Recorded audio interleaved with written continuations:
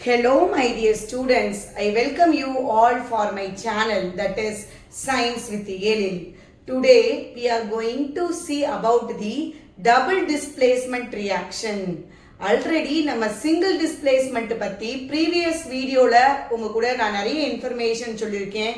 நீங்க போய் அதை பார்த்து தெரிஞ்சுக்கலாம். Today நம்ம பார்க்க போற topic double displacement reaction. Double displacement reaction இந்த பேர்லயே உனக்கு புரியும் ரெண்டு பேரை டிஸ்பிளேஸ் பண்ண போறோம்னு அர்த்தம். இப்போ ஒரு கெமிக்கல் ரியாக்ஷன் நடக்கணும்னா அங்க ரியாக்டன்ட் இருக்கும், ரியாக்டன்ட் எல்லாம் சேர்ந்து ப்ராடக்டா மாறும். இது நம்ம எல்லாருக்குமே தெரியும்.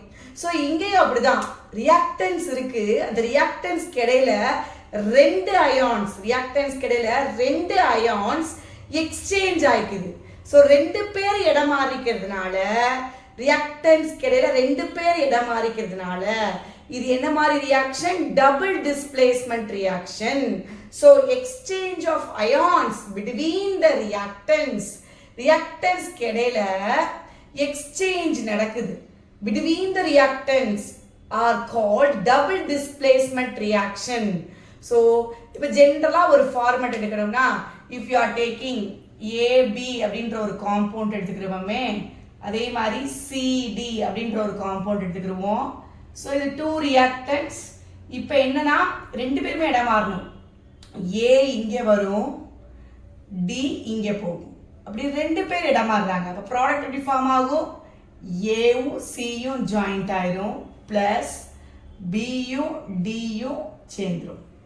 ஸோ இப்படி டூ அயான்ஸ் இன்டர்சேஞ்ச் ஆயிருக்குது, எக்ஸ்சேஞ்ச் ஆயிருக்குது. ஸோ இப்படி ரியாக்டன்ஸ் இடையில ரெண்டு interchange or exchange of ions இருந்துச்சுன்னா that is called as double displacement reaction. பார்த்துக்கணும். இந்த டபுள் டிஸ்பிளேஸ்மெண்ட் ரியாக்ஷனை கிளியரா அண்டர்ஸ்டாண்ட் பண்ண நமக்கு ஒரு ஆக்டிவிட்டி புக்ல கொடுத்துருக்காங்க. அந்த ஆக்டிவிட்டி தான் இப்போ நம்ம எக்ஸ்பிளனேஷன் பார்க்க போறோம். அந்த ஆக்டிவிட்டி 1.10 அந்த ஆக்டிவிட்டியில உள்ளது தான் இப்போ நம்ம பார்க்க போறோம். To understand the clear concept of double displacement reaction. So now we are taking two solutions. One solution is sodium sulfate solution.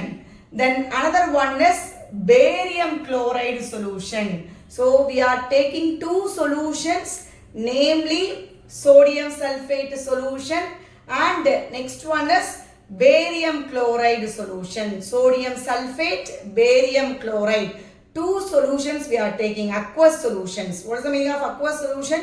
Water தான் அங்க சால்வெண்டா இருக்கும், ஞாபகம் வச்சுக்கணும்.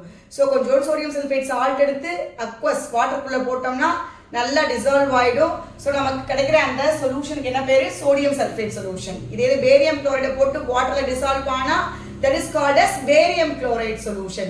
ஸோ இந்த ரெண்டு சொல்யூஷனை எடுத்துக்க போறோம்.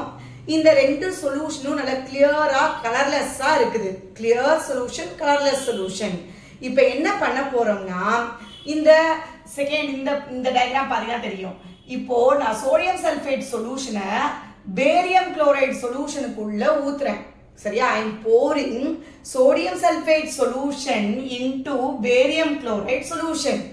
ஸோ இப்படி சோடியம் குளோரைடு சொல்யூஷனை பேரியம் குளோரைடு சொல்யூஷனை ஊத்துன அடுத்த செகண்டே அங்க எக்ஸ்சேஞ்ச் ஆஃப் அயான்ஸ் நடக்கும். அங்க நீ பார்த்தனா sodium sulphate formula will be Na2SO4. இது எப்படி செப்பரேட் ஆயிருக்கும்? Na plus then SO4 2- 2Na plus SO4 2- இருக்கும்.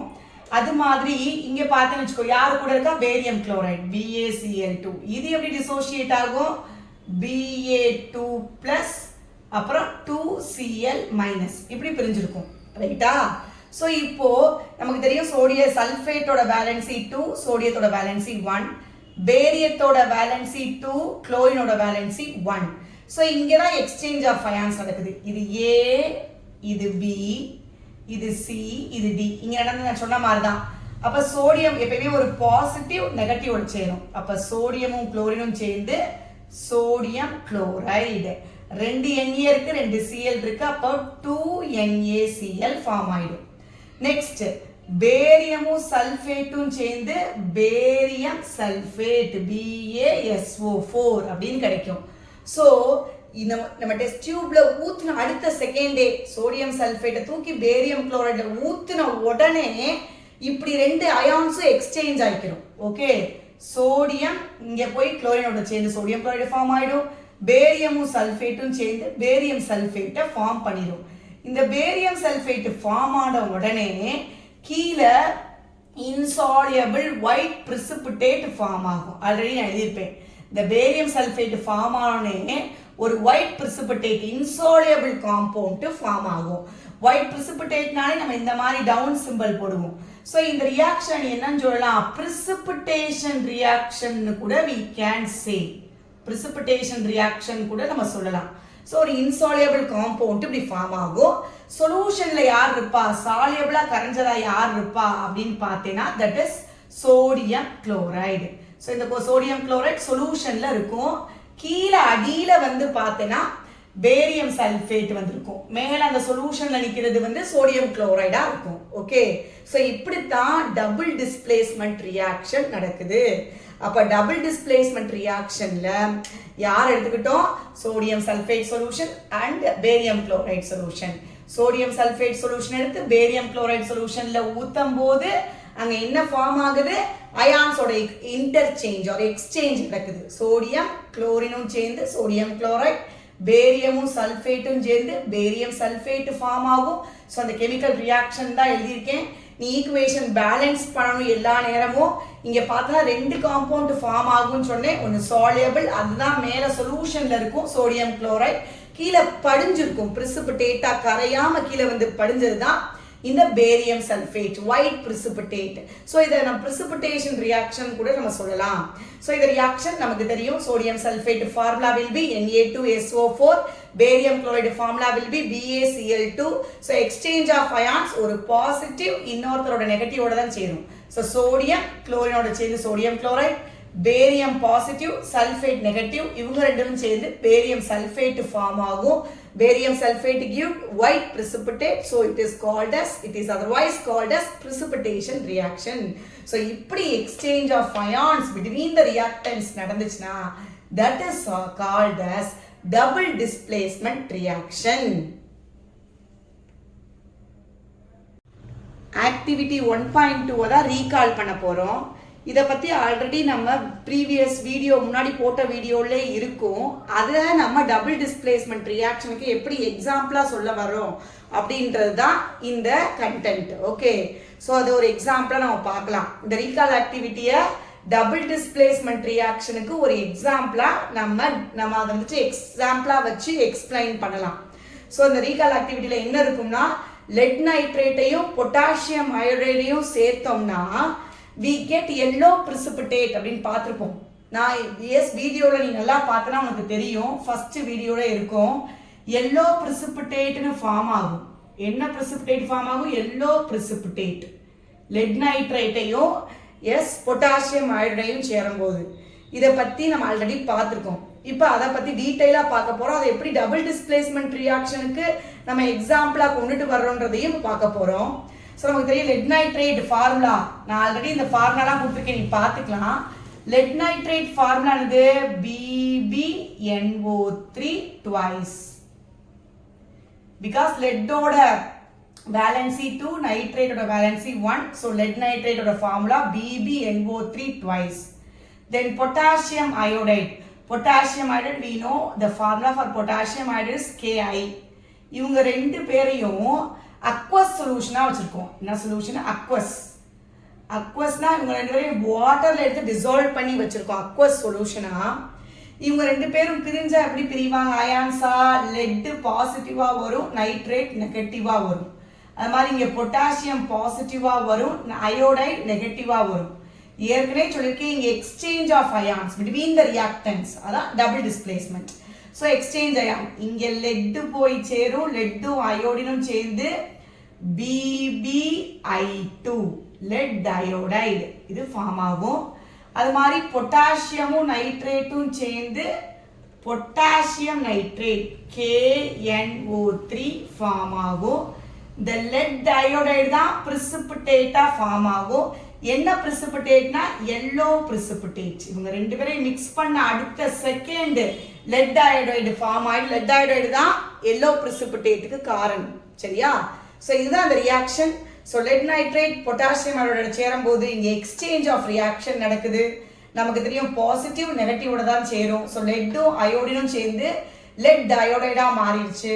பொட்டாசியமும் நைட்ரேட்டும் சேர்ந்து பொட்டாசியம் நைட்ரேட்டாக மாறிடுச்சு. ஸோ இங்கே ஃபார்ம் ஆன ப்ராடக்ட் யாரு? இந்த லெட் அயோடைடு எப்படி இருக்கும்னா இன்சாலியபிளா இருக்கும். இன்சாலியபிள் பிகாஸ் அதான் பிரிசிபிடேட் ஃபார்ம் ஆகுது. சொல்யூஷன்ல யார் இருப்பா? Potassium nitrate. அதான் சாலியபிளா இருக்கும். Potassium nitrate. Potassium nitrate.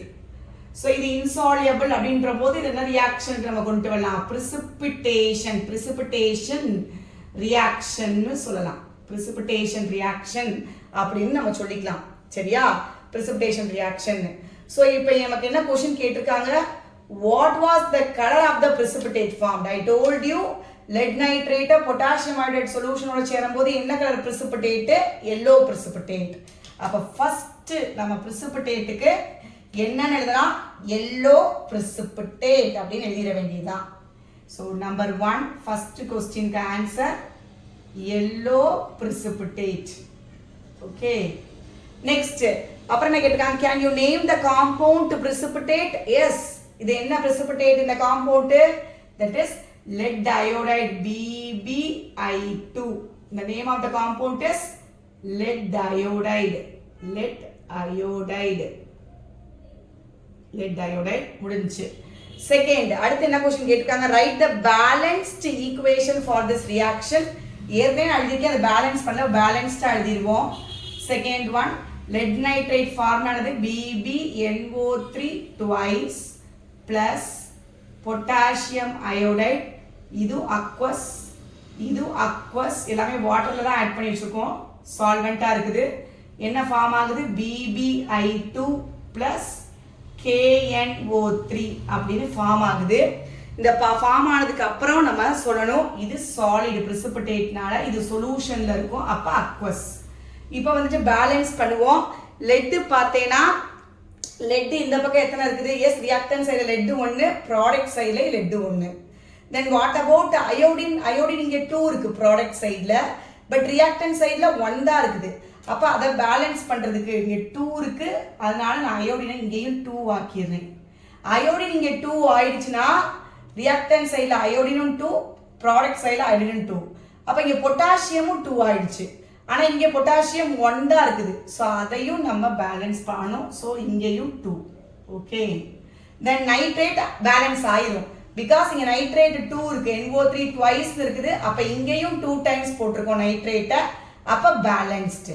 Okay, so let nitrate potassium iodide சேர்ந்து லெட் அயோடைடு பொட்டாசியம் நைட்ரேட்டை கொடுக்குது. ஈக்குவேஷன் எப்படி பேலன்ஸ் பண்ணோம்? எஸ், லெட் 1 லெட் 1, அயோடின் 2நால இங்கே 2 போட்டோம். இங்கே 2 போட்டதுனால பொட்டாசியமும் 2 ஆயிடுச்சு. ஸோ அப்போ இங்கேயும் 2 போடணும். நைட்ரேட் ஆல்ரெடி இங்கேயும் 2, ரியாக்டன்ட் சைடும் 2, ப்ராடக்ட் சைட்லையும் 2. அப்போ equation is balanced. Okay, then next question, is this also a double displacement reaction? கண்டிப்பா this is, ya, this is a double displacement reaction. This is a double displacement reaction. Okay, அவ்வளவுதான். So இந்த lead நைட்ரேட்டை வச்சு potassium அயோடைடை வச்சு நம்ம double டிஸ்பிளேஸ்மெண்ட்டுக்கு ஒரு எக்ஸாம்பிளா எடுத்து நம்ம எக்ஸ்பிளைன் பண்ணிட்டோம். இந்த கொஸ்டின்ஸ்க்கு எல்லாம் ஆன்சர்ஸ் பார்த்து தெரிஞ்சுக்கோ. நீங்க ஃபார்முலாவை முதல் தரவா எழுதி பார்த்துக்கோங்க. தேங்க்யூ. லைக் பண்ணுங்க, ஷேர் பண்ணுங்க, கமெண்ட் பண்ணுங்க, மறக்காம சப்ஸ்கிரைப் பண்ணுங்க.